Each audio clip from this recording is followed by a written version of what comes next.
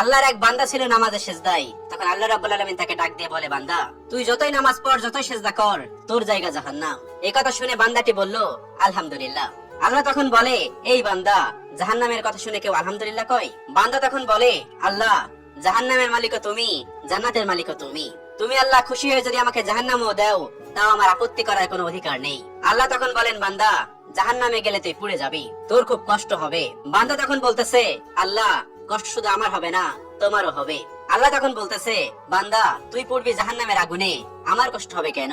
বান্দা তখন বলে, আল্লাহ, কোন মায়ের কোল থেকে যদি কোনো বাচ্চা পানিতে পড়ে যায়, তাহলে কোনো মাই দূরে দাঁড়িয়ে থাকতে পারে না, দৌড়ে গিয়ে বাচ্চাকে কোলে নেয়। আমার বিশ্বাস ওই মায়ের চেয়ে কোটি কোটি গুণ দয়া তোমার বেশি। আমাকে জাহান্নাম দিলে তুমিও আল্লাহ শান্তি পাবে না। আল্লাহ তখন বলে, বান্দা, এই দলিল তুই কই পাইলি? বান্দা তখন বলে, আল্লাহ, আমাদের জাতির পিতা ইব্রাহিম আলাইহিস সালাম তোমার প্রেম মুখে নিয়ে যখন নমরুদের আগুনে পড়ে গেল, তার আগেই তুমি বলে